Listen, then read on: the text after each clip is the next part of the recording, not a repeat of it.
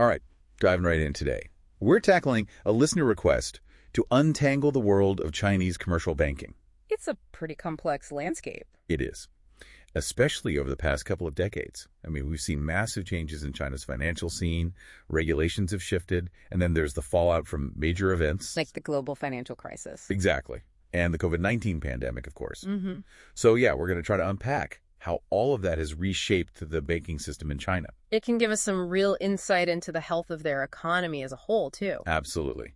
So to guide us on this deep dive, we're turning to a research paper. Oh, interesting. Yeah, it's titled Evolution of Financial Intermediation and Performance Consequences in China's Commercial Banks. Okay. It's published in the Journal of Accounting Literature, and it really digs into how Chinese banks have been, well, evolving. Evolving how? Well, they've been moving away from that traditional lending model, just focusing on loans. And they're shifting more towards what researchers call non-traditional financial intermediation. And here's something that might surprise you. What's that? Even though China is still considered a developing economy, their banks are starting to show patterns that look a lot like what we see in developed economies, like the U.S. and Europe. Really? I wouldn't have expected that. I know, right? But there's a twist. A twist? Yeah. There are also some trends that are totally unique to China. So we've got similarities and some really distinctive differences. Now I'm really curious. I know. All right, so where should we start with all of this? Well, this research paper focuses on a pretty specific period from 2006 to 2021. Oh, okay. Why that time frame? It's a crucial period because it covers several of China's 5-year plans. Ah, right. Those 5-year plans have a huge influence on economic and banking policies, don't they? Huge. And not just that. This time frame also includes, some big global shakeups. Like the global financial crisis and COVID-19. Exactly. Those events really threw a wrench into the global financial system. They did. So how did China's government react? I mean, how do they regulate the banking sector during such turbulent times? That's where it gets interesting. They used a kind of two-pronged approach. A mix of, they call it benevolent regulation and then also independent regulation. Benevolent regulation. What does that even mean? Okay, so imagine the government stepping in, not to punish or restrict, but to actually support economic growth, like a safety net. Interesting. That's benevolent regulation in action. We saw it during the financial crisis and COVID-19. They wanted to keep the system stable, so they did things to encourage lending and keep money flowing. So it's like a temporary boost to prevent a complete meltdown. Exactly. But at the same time, they were also using independent regulation, which is more about managing risk, keeping the overall financial system healthy in the long run. So two different approaches working together. Right. And that duality has really shaped how banks do business in China. I see. So with all of these factors swirling around, what happened to traditional banking in China? The classic model where banks make their profits from the difference between deposit and lending rates. Well, it got shaken up, that's for sure. New competition entered the scene, and policies opened up to allow for more diverse financial activities.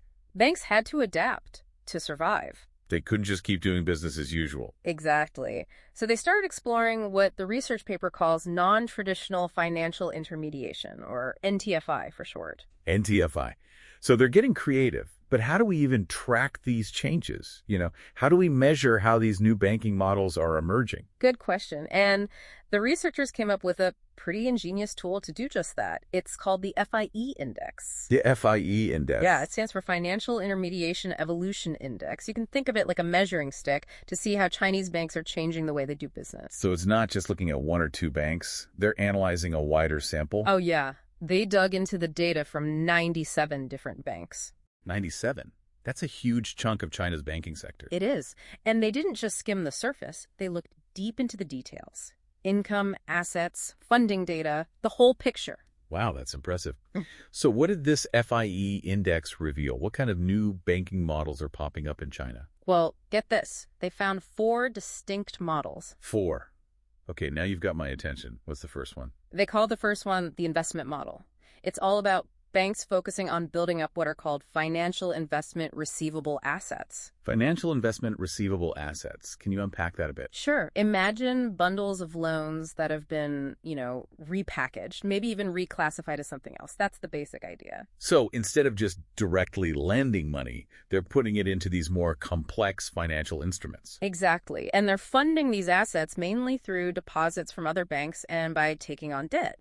Interesting. You'd think that kind of sophisticated approach would lead to higher profits. You'd think so, wouldn't you? But actually, the banks using this investment model, they ended up with lower profitability. Really? Why is that? Well, while this model did bring in more income, the costs of running it were even higher. Ah, so expenses ate into their profits. Yeah, and on top of that, they had to set aside more money to cover potential losses from bad loans. So it's not just about making money. It's about finding the right balance between income, costs, and risk. Exactly. Makes sense. All right, what about the second model they found? This one is called the fee model, and it might sound a little familiar. Oh, how so? Well, it's similar to what we've been seeing with banks in the West. It's all about generating income from fees and charges. Instead of relying solely on the interest from loans. Exactly. So they're diversifying, moving away from just traditional lending profits. This model involves things like wealth management products. Okay. And they're getting into some pretty complex financial instruments called derivatives. So they're finding other ways to make money besides just interest on loans. Exactly. Okay, that's 2 models down, 2 more to go. All right, what's next? This next one is really interesting because it's pretty unique to China. They call it the repo model. And it all revolves around these things called repurchase agreements, or repos for short. Repos. I've heard the term, but honestly, I'm not sure I fully understand them. No problem. Think of it this way. Banks need to borrow money from each other sometimes, and they do this for very short periods, like overnight even. Okay. And they use assets as collateral, like government bonds. That's essentially a repo, a short-term loan between banks. Ah, got it. So why would Chinese banks favor this repo model? Well, the research suggests it's especially popular with smaller banks. Why is that? It seems like it helps them work around some of the stricter regulations around lending and credit risk. And here's the surprising part. This repo model actually showed the highest profitability out of the 3 we've talked about so far. Really? That's unexpected. I guess those regulatory workarounds really pay off. It seems that way. They were able to reduce the amount of money they had to set aside for potential loan losses, which boosted their profits. So they found a clever way to work within the system and come out ahead. Okay, so 3 models down. You mentioned there was a 4th one. Right. The 4th one popped up a bit later. It only started showing up in the data after 2017. They call it the Investment 2 model. Investment 2. Yeah, it has some similarities with the first model, that investment model, in that it involves traditional loans and trading assets, but there's a key difference. What's that? The banks using this model take on a ton of debt. Oh. And they're not just borrowing from other banks, they're also tapping directly into funding from the central bank. Wow, so they're really leveraging up and using the central bank's resources. That sounds pretty risky. Do you think the timing of this model's emergence after 2017 is significant? I mean, we had the COVID-19 pandemic hitting not long after that. That's a great point. And the research suggests that it probably did play a role. Remember, we talked about benevolent regulation. Well, the central bank injected a lot of liquidity into the system during the pandemic. Right, to try and keep things afloat. Exactly. And it looks like banks using this Investment 2 model took full advantage of that. They saw an opportunity and jumped on it. Interesting. So we've got these 4 models: investment, fee, repo, and investment 2. But are they actually working? I mean, are they all leading to higher profits? That's the big question, isn't it? And it's one that the researchers really dug into. But maybe we should take a pause here and come back to that in a bit. Yeah, let's let all of this sink in for a moment. We'll be back to unpack the profitability of these models and what it all means for China's financial system. All right, we're back and ready to dig into the million-dollar question. Are these new banking models in China actually generating profits? Well, the research suggests it's not a simple yes or no answer. Out of the 4 models, only one consistently showed a boost in profits. Which one? The repo model. Ah, the one that seems to be uniquely popular in China. Exactly. And remember how we talked about it helping banks sidestep some regulatory hurdles? Yeah, they were able to reduce those provisions for loan losses. Right. That seems to be the key to its success. So if I'm thinking about investing in a Chinese bank, the repo model's the way to go. It's definitely worth keeping an eye on, but we have to remember that relying on regulatory loopholes might not be a sustainable strategy in the long run. True, those loopholes could close any time. What about those other models, like the investment model and the fee model? I would have thought moving away from traditional lending and diversifying income would automatically mean higher profits. It seems logical, right? But the research tells a different story. Both models did generate more income, but it wasn't enough to offset the increased costs. Ah, so their expenses outweighed the extra income. Exactly. And for the investment model, they also had to set aside more money for those potential bad loans, which really cut into their profits. It's a delicate balancing act. Bringing in more money isn't enough if your costs and risks skyrocket. Couldn't have said it better myself. And this brings us to a crucial point that we need to consider with any new financial activity. Risk. Right, there's no such thing as a free lunch. What kind of risks are we talking about here? Well, the study found that all three models, investment, fee, and even the repo model, showed increased levels of leverage risk. Okay, leverage risk. That basically means the bank's taking on too much debt, right? You got it. They're using borrowed money to fund a big chunk of their activities, which can be really dangerous if those investments don't pan out or if they can't repay their debts. They're like building a house of cards. Looks impressive until it all comes crashing down. Perfect analogy. And then there's liquidity risk, which is the risk of not being able to quickly convert assets into cash when you need it. Imagine having all your money tied up in real estate. Yeah, it's valuable, but you can't just sell a house overnight if you need cash fast. Yeah, exactly. And the research suggests that all this increased complexity in the financial system, driven in part by these new banking models, is actually making these risks even worse. So the interconnectedness of everything creates more opportunities, but also more vulnerabilities. Right. It's like a giant spider web. If one strand breaks, the whole thing can be affected. So are these new models actually creating a more stable and resilient financial system? Or are they making it more fragile? That's a tough question. It is, and it's something that regulators all over the world are grappling with. They want to encourage innovation and growth, but also need to protect the system from collapse. Sounds like a tightrope walk. Definitely. And that's why research like this is so important. It gives regulators real-world evidence to help them make informed decisions. It's not just theoretical. It has practical applications for how we manage the entire financial system. Absolutely. And it's not just about the big picture either. The study found that the size and location of a bank play a big role in how these models are adopted and how successful they are. Oh, interesting. So it's not one size fits all. Not at all. Smaller banks, for example, seem to favor the repo model. And they're doing pretty well with it, right? Why do you think that is? Well, smaller banks typically have a more limited customer base and rely more on borrowing from other banks, which aligns perfectly with the repo model. So they're playing to their strengths. What about the big players? Larger banks, with their vast networks and resources, tended to prefer the fee model. Focusing on those off-balance sheet activities. Exactly. They're using their size and reach to offer a broader range of services and generate income that way. Makes sense. But did the study consider location? Were there differences based on where the banks operate? Absolutely. They found that banks in less developed regions of China relied heavily on the investment and repo models. Interesting. I guess those models are better suited to the economic conditions in those regions. It seems that way. So what we're seeing is that different types of banks operating in different environments are finding success with different models. Exactly. And that diversity is a good thing. It actually makes the entire system more adaptable and resilient. This has been incredibly insightful. It's amazing how all these factors intertwine. Regulations, economic conditions, bank size, location, they're all shaping the evolution of China's banking sector. It's a complex ecosystem, that's for sure.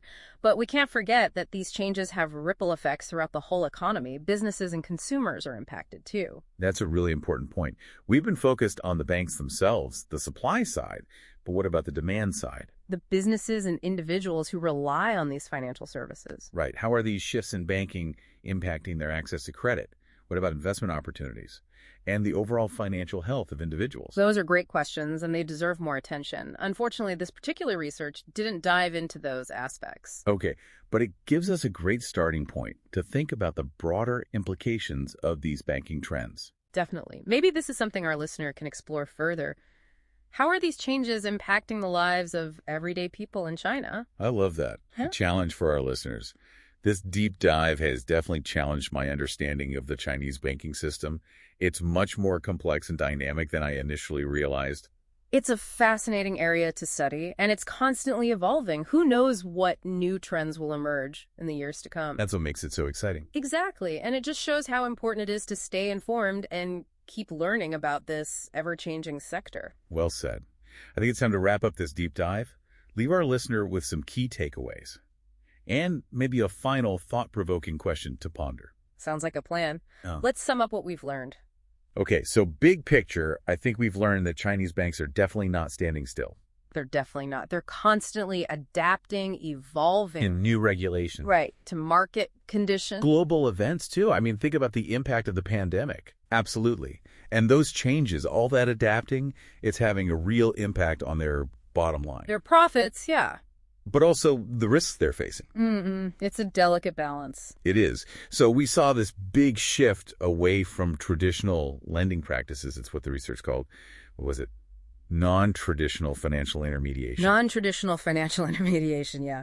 It's a mouthful. It is, but it makes sense. I mean, it's fascinating to see how they're venturing into uncharted territory. Right. It's almost like who would have thought? I know that a developing economy like China would be, mirroring trends we see in those well-established financial centers. Like the U.S. and Europe. Exactly. But it's not just about copying, is it? No, not at all. They're also forging their own path, coming up with these unique models, like the repo model. Right, which seems to be working really well, at least within China's specific regulatory context. It really shows that China's banking sector is this blend. Of what? Global trends and very local adaptations. It's a unique mix. It is. Yeah. And let's not forget about regulation. I mean, it plays such a huge role in all of this, doesn't it? Oh, absolutely. It's this constant push and pull. Between who? The banks and the regulators. The banks are obviously trying to maximize their profits. Of course. And the regulators, they're trying to keep the whole financial system from imploding. Exactly. And that tension, that back and forth, it shapes everything. It influences how banks operate, what strategies they use. And that brings us to the 4 models we explored, right? Yeah, the investment model, the fee model, the repo model, and the investment 2 model. Each one has its own pros and cons. Opportunities, challenges, and risks. Yeah. Absolutely. The repo model, though, that one really stood out. Yeah. In terms of profitability, anyway. Yeah, it seems to be a winner for now. But it does make you wonder about the long term. Those loopholes might not always be there. Right, right. And those other models, like the fee model. I mean, I thought for sure that diversifying income would be a guaranteed win. You'd think so, wouldn't you? But it turns out just moving away from traditional lending isn't enough. Yeah, they weren't seeing that big profit jump they were hoping for. It's a good reminder that success in banking, really in any industry, it takes more than just one strategy. Yeah, you need a good balance. Innovation, risk management, deep understanding of the market, it all plays a part. We also learned that size and location matter, too. Oh. I mean, it's not a one-size-fits-all approach. Definitely not. Smaller banks found success with the repo model, larger banks went for the fee model, and then, while banks in those less developed regions, they were relying more on the investment and repo models. It all comes down to playing to your strengths, I guess. Using the tool that are best suited to your specific situation. And your environment, right? Your economic context, it's all connected. It is. So this deep dive has given us a much better understanding of China's banking sector. At least, I hope it has for our listeners, too. It's certainly more complex and dynamic than I ever realized. But as we wrap up, I keep thinking about something you said earlier, about the human impact of all of this. Oh, yeah, that's what it all comes down to, isn't it? At the end of the day, these banking trends, they have real consequences for businesses, consumers, everyday people. Exactly. It's not just about numbers and models. It's about people's lives. Are businesses in China getting the credit they need? Are consumers benefiting from these new financial products and services? Is the system becoming more equitable, more inclusive? Those are the questions we need to be asking. They're the questions that really matter. Yeah. And, while this specific research didn't delve into those areas, it lays the groundwork. It helps us understand the bigger picture. So to our listeners, we leave you with a challenge. Dig deeper, explore the human side of all of this, and see what insights you uncover. And if that sparks a new deep dive topic, we're all ears. Always happy to take on those listener requests. So thank you for joining us on this journey into the world of Chinese commercial banking. We hope you found it informative and maybe even a little bit surprising. Until next time, keep exploring, keep learning, and keep those deep dive requests coming.